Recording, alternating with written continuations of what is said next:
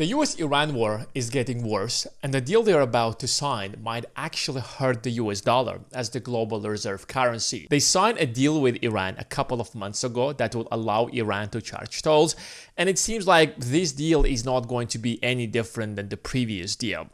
Iran seeks to bar the US ships in Hormuz as deal with Oman advances. First of all, they're not negotiating with the US, they're negotiating with Oman, which is the neighboring country that also partially controls the Strait of Hormuz. Secondly, part of the deal is going to be that the strait is going to be open for any ship except the US ships. And if the US ships wants to cross the Strait of Hormuz, they will have to pay a toll. Iran will seek to bar the US and Israeli ships from the Strait of Hormuz and require compensation from the hostile countries before they're allowed to use it. At first, this might not seem like a big deal, but if this is going to be the final deal, if the US is going to agree to this deal, think about how much it's going to damage the US dollar as the global reserve currency. The problem with that is that if that's going to happen, it's instantly going to have massive inflation in the US, and massive inflation in the US means higher interest rates, and higher interest rate is going to impact not just the government that has to pay a $40 trillion debt, but rather the average American. It's going to raise your mortgage payments, your auto loan, you name it. And that's why the US is insisting that we need free transit through the Strait of Hormuz. Let's go back to how it was prior to February of this year, prior to the war starting. Of course, Iran is not going to accept that because you started the war, you started bombing our country, and you made the most strategic mistake that you should not have done in the first place. And now either you go there and you finish the war and you open the strait by force by sending military personnel, or you will have to accept the new status quo. And the new status quo means that if you are a ship and you're going to sell your oil exclusively in the US dollar, you are going to pay an extra fee to Iran. So if you are a Middle Eastern country that sells oil to international markets and now you have to pay an extra expense, it means that doing business with the US dollar is going to be a lot more expensive than other currencies. But here's the question. The United States doesn't actually need that Middle Eastern oil in the first place. Why does the US is doing so much to open that strait? The US is producing about 23 million barrels of oil. So the US right now is producing far more oil than Saudi Arabia and Russia. In fact, the US is producing more than Saudi Arabia and Russia combined. The problem with the oil market is that it doesn't matter whether the US is producing oil or it doesn't produce oil. It's one giant pool of market and everybody buys and sells in that market. And that means that if there is a shortage of oil in the global markets and oil prices rise, it is instantly going to rise in the US. And that means higher inflation and that means higher interest rates, whether you like it or not. And if the US will ever impose any kind of embargo that it won't allow or it will restrict oil sales to international markets, the world is using the US dollar as the global reserve currency because you are the leader of free trade. And now you're restricting the export of oil that is opposite of what free trade truly is. And that's why, by the way, when Donald Trump imposed the global tariffs on every other nation in the world, you saw the stock market tank by about 25 or 30%. Because the only way that we can keep the dollar as the global reserve currency is by ensuring that global trade prospers. And that's why the US wants to go back to how it was prior to February of this year. Now, this is creating three major problems for the US economy. First of all, it is going to lead to higher oil prices. And if you look at oil prices, it seems like Donald Trump is playing a roller coaster. Once oil prices rise dramatically, then they're negotiating. And then the war restarts and oil prices rise again. And we have the same thing happening since February of this year. Recently, oil prices have almost crossed $100, then they came back to about $70, and now they're fluctuating at about $78 because there are really great rumors that there might be a deal in the foreseeable future. But this is just part of the problem because the biggest financial crisis is ahead of us if this deal is going to be the way that the rumors are. If you look at the entire US budget, of course, on one side, the US government is collecting taxes. And those taxes are bringing right now about $5.6 trillion. Most of that money is coming in form of income taxes and payroll taxes. But on the other side, the US government is spending about $7.5 trillion. And that's a lot of money. Most of those spendings are on Social Security, Medicare, and the most important vital services that the US government is providing. If you're spending $7.6 trillion while they're earning $5.6 trillion, there is a $2 trillion deficit. And where do you think the US government is taking that money from? Of course, it's just raising money in form of debt. That's why the US government has like $40 trillion debt. And this debt right now is rising faster than it has ever risen in the history of America.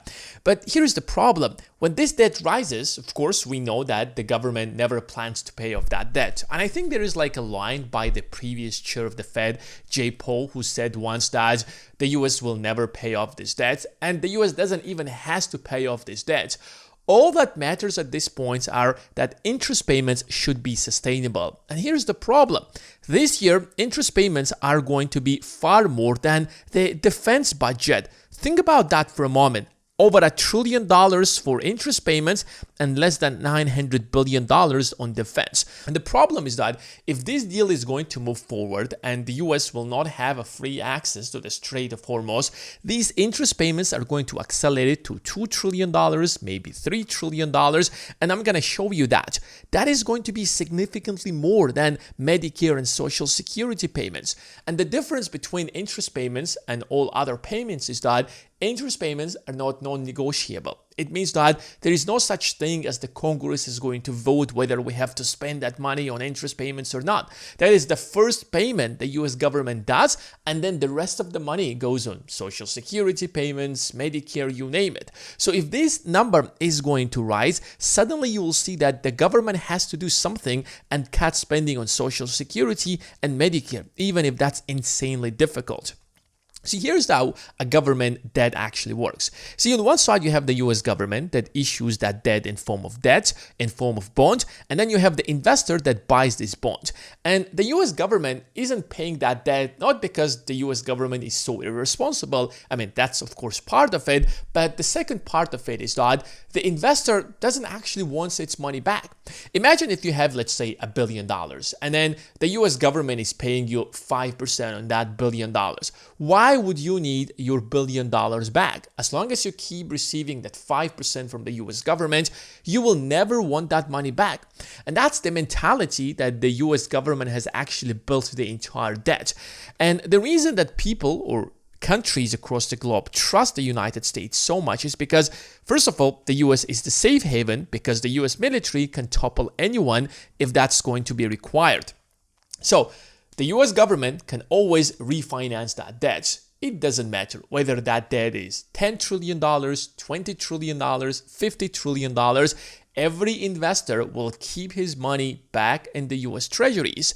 And if some investors do not want that because they want that money for something else, they will sell it, and there will always be another investor who will buy that debt. So the US will never have a debt problem. And here's how that interest could actually get entirely out of control. The US military doesn't have to be this military that can defeat China, UK, European countries. No, all these major countries, they want to trade between one another. The more we trade, the more money we are going to make. So a conflict with them isn't the primary concern. What is important here is that all these nations should understand and realize that the US is the only country that can guarantee free trade across the globe. So we want the US dollar to be the most dominant power and the dollar to be the global reserve currency because the United States is making everybody is rich, and of course the United States is going to become wealthier than anyone else. But if you are starting a war with another country and you're halting global trade and you can't even open it and you don't have a military that can open the Strait of Hormuz,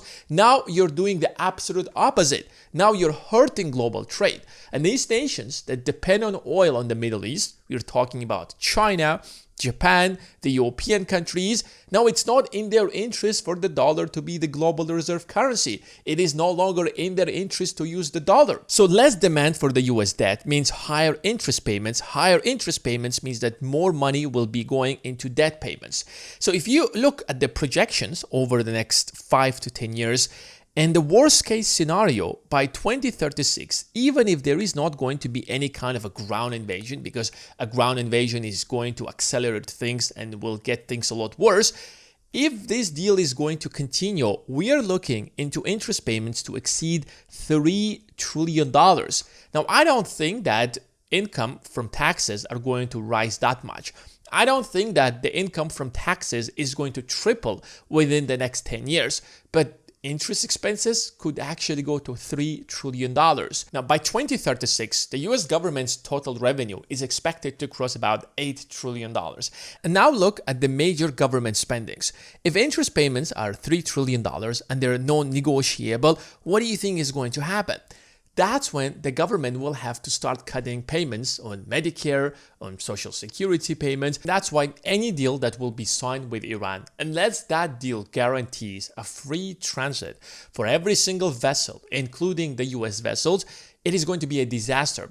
So this war with Iran is no longer about nuclear weapons. It's basically about going back to the status quo that was back in February and January of this year.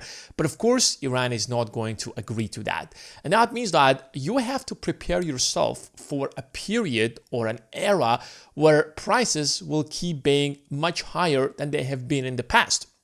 And that's something very difficult because for the last 15 years, up until 2022, the economy, especially the US economy, got really hooked on cheap money, especially after the 2008 financial crisis. Now, lower costs for borrowing wasn't just something that was beneficial for the government, that allowed the government to borrow money.